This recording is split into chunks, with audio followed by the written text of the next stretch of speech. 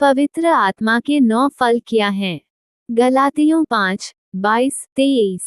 परंतु आत्मा का फल प्रेम, आनंद, मेल, धीरज, कृपा, भलाई, विश्वास, नम्रता और संयम है। ऐसे ऐसे कामों के विरोध में कोई व्यवस्था नहीं।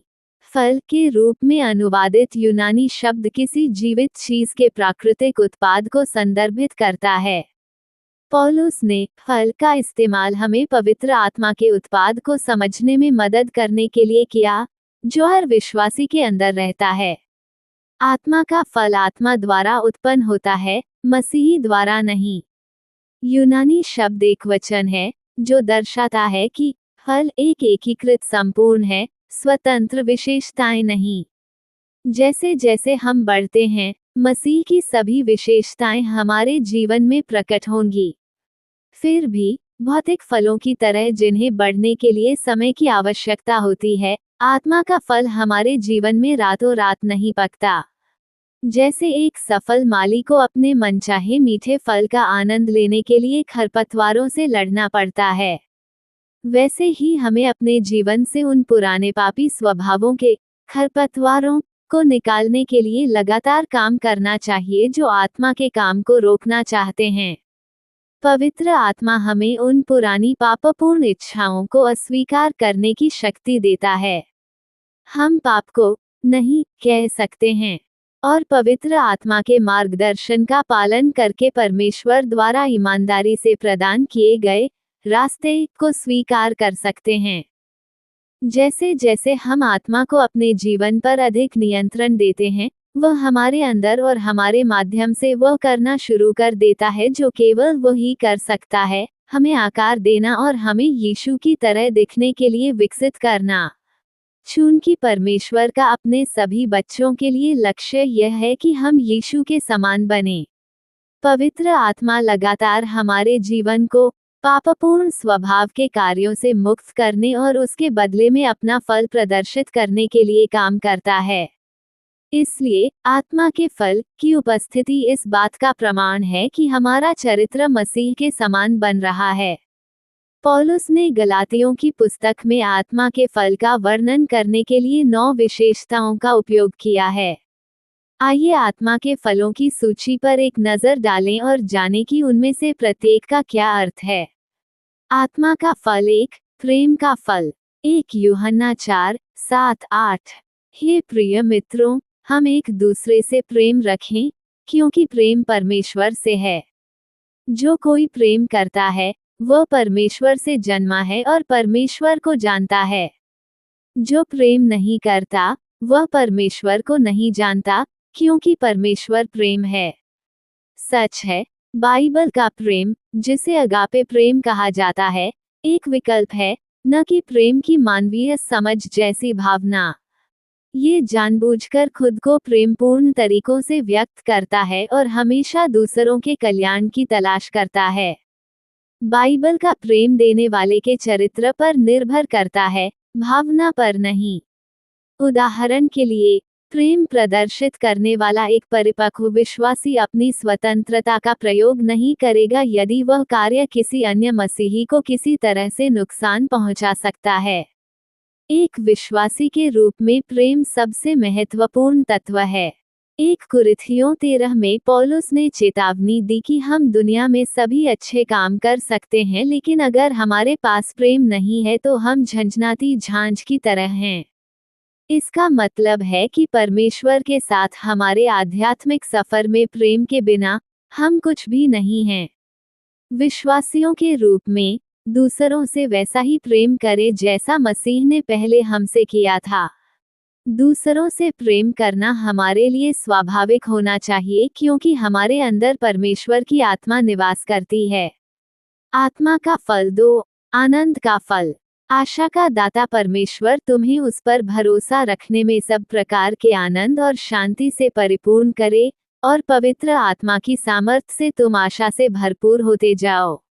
रोमियो 15:13। कभी कभी हम ईसाई खुशी के अर्थ को कम आंकते हैं, लेकिन गलातियों 5 में खुशी के रूप में अनुवादित यूनानी शब्द का अर्थ है खुशी और प्रसन्नता मूल रूप से वही बात जिसका अर्थ दुनिया खुशी के बारे में बात करते समय करती है।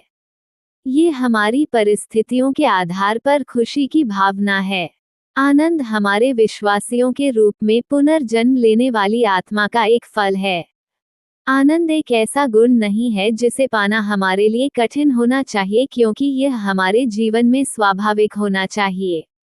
मसीह यीशु में हमें जो आनंद मिलता है वह इस सांसारिक दुनिया में हमें मिलने वाली खुशी की तुलना में कुछ भी नहीं है।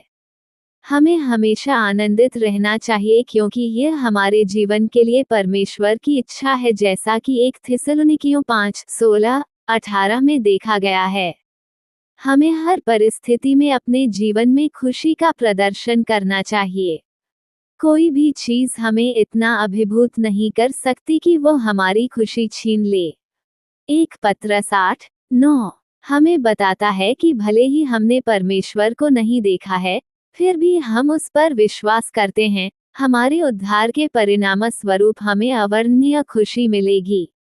इस तरह की खुशी को न तो समझाया जा सकता है और न ही व्यक्त किया जा सकता है। आत्मा का फल 3, शांति का फल। तू उन लोगों को पूर्ण शांति के साथ सुरक्षित रखता है जिनका मन तुझ पर भरोसा रखता है।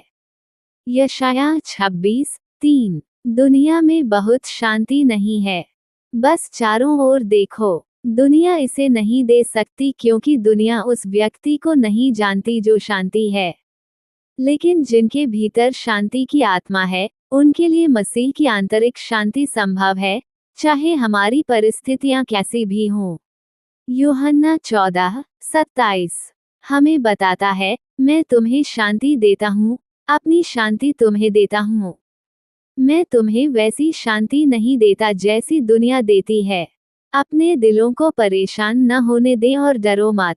हम दुनिया की अराजकता को अस्वीकार कर सकते हैं और परमेश्वर की शांति को गले लगा सकते हैं। सबसे पहले परमेश्वर और वह जो है उसमें आनंदित होना चुनें। दूसरा, अपनी सारी चिंताएं, भय और चिंताएं प्रार्थना में परमेश्वर के सामने लाएं। तीसरा, अपने मन को परमेश्वर की सच्चाई से भरें। और चौथा, परमेश्वर की बातों के बारे में सोचना चुनें। आत्मा का फल 4, धीरज का फल। पूरी तरह से नम्र और कोमल बनो और धीरज धरकर प्रेम से एक दूसरे की सह लो। इफिसियों 4:2 आज हम दुनिया में बहुत ज्यादा धैर्य नहीं देखते, यहाँ तक कि चर्च में भी नहीं। शायद इसका एक कारण हमारी तेज रफ्तार, तुरंत चाहने वाली संस्कृति है। लेकिन मसीहियों के पास धैर्य रखने के लिए जरूरी सब कुछ है, क्योंकि हमारे अंदर पवित्र आत्मा रहता है जो अपने चरित्र को अपने आसपास के लोगों के सामने प्रदर्शित करने की लालसा रखता है। धैर्यवान लोग परिस्थितियों और दूसरे लोगों के साथ तालमेल बिठा लेते हैं, यहाँ तक कि जब उन पर बहुत ज्यादा दबाव डाला जाता है। धैर्यवान लोग धीरज, सहनशीलता और दृढ़ता दिखाते हैं। आत्मा का फल 5 और 6, दया और भलाई का फल। इसलिए परमेश्वर के चुने हुए लोगों की नाई जो पवित्र और प्रिय हैं, बड़ी करुणा और भलाई धारण करो। कुलुस्सियों 3:12 दयालुता और भलाई की विशेषताएं आपस में बहुत करीब से जुड़ी हुई हैं। साथ मिलकर वे एक ऐसे व्यक्ति की तस्वीर पेश करते हैं जो न केवल नैतिक अच्छाई और ईमानदारी रखता है, बल्कि दूसरों के प्रति अपने व्यवहार में उदारता से इसे व्यक्त भी करता है। ये कार्य में भलाई हमारे प्रति परमेश्वर की दया और भलाई को दर्शाती है। परमेश्वर ने हमारे उद्धार में अपनी दया और भलाई का प्रदर्शन किया, तीतुस 3:4 और वह हमेशा के लिए हम पर अपनी दया से अपने अनुग्रह का अथाह धन दिखाना जारी रखेगा, इफिसियों 2:7 आत्मा का फल 7, विश्वासयोग्यता का फल। उसके स्वामी ने उत्तर दिया, धन्य है, अच्छे और विश्वासयोग्य दास। तू थोड़े में विश्वासयोग्य रहा, मैं तुझे बहुत वस्तुओं का अधिकारी बनाऊंगा। आ और अपने स्वामी के आनंद में सहभागी हो। मत्ती 25:21 वफादार होने का मतलब है भरोसेमंद या विश्वसनीय होना। मसीहियों के लिए यह विशेष रूप से उद्धारकर्ता के प्रति वफादारी है जिसने हमें छुड़ाया है। इसलिए मसीही वफादारी उसी आत्मा के प्रति निरंतर और लगातार समर्पण और आज्ञाकारिता है जो हमें वफादार होने की क्षमता प्रदान करती है। ये रवैया हमारी अपनी पापी इच्छाओं और तरीकों के प्रति हमारी पिछली वफादारी के बिल्कुल विपरीत है। ये शब्द ऐसे व्यक्ति का भी वर्णन करता है जो मसीह के लिए उत्पीड़न और यहाँ तक कि मृत्यु को भी सहने को तैयार है। इसलिए परमेश्वर की कलीसियाओं के बीच हम तुम्हारे धीरज और विश्वास के बारे में घमंड करते हैं, उन सभी उत्पीड़नों और परीक्षाओं में जो तुम सह रहे हो। 2 थिस्सलुनीकियों 1:4। आत्मा का फल 8। नम्रता या विनम्रता का फल। तुम्हारी नम्रता सब पर प्रकट हो। प्रभु निकट है। फिलिप्पियों 4:5। नम्रता से निकटता से जुड़ी हुई सौम्यता आत्मा की कृपा है। ये कमजोरी नहीं है, बल्कि नियंत्रण में रहने वाली शक्ति है। उदाहरण के लिए, तीमुथियुस को लिखे पौलुस के दूसरे पत्र में उसने लिखा कि प्रभु का सेवक अपने विरोधियों को नम्रता से सुधारेगा। 2 तीमुथियुस 2:25। और गलातिया में कलीसिया को लिखे पौलुस के पत्र में उसने लिखा कि जो लोग पाप में फंस गए हैं, उन्हें नम्रता की भावना में बहाल किया जाना चाहिए। गलातियों 6:1। नम्रता, जो आत्मा मुखरता और स्वार्थ के विपरीत है, मसीह के शरीर के भीतर एकता और शांति का एक महत्वपूर्ण घटक भी है। पूरी तरह से नम्र और कोमल बनो, धीरज रखो, प्रेम से एक दूसरे की सहनशीलता रखो। इफिसियों 4:2। आत्मा का फल 9। संयम का फल। जिसका संयम नहीं, वह उस नगर के समान है जिसकी दीवारें टूटी हुई हों।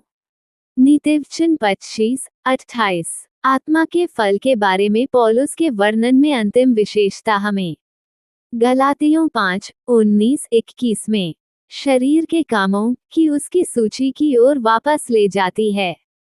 हम में से जिनके भीतर पवित्र आत्मा वास करती है, उनके पास अपनी पापी इच्छाओं को नियंत्रित करने, अपने शरीर को नहीं कहने की शक्ति होती है। आत्मा नियंत्रण हमें आत्मा को हाँ कहने और आध्यात्मिक फल की एक सुंदर, भरपूर फसल को बढ़ावा देने की शक्ति देता है। आत्मा में चलें, और जो मसीह यीशु के हैं, उन्होंने शरीर को उसकी लालसाओं और अभिलाषाओं समेत क्रूस पर चढ़ा दिया है। यदि हम आत्मा के द्वारा जीवित हैं, तो आत्मा के अनुसार चले भी। हम अभिमानी न बने, एक दूसरे को न छेड़ें, न एक दूसरे से डाह करें। गलातियों 5:24-26।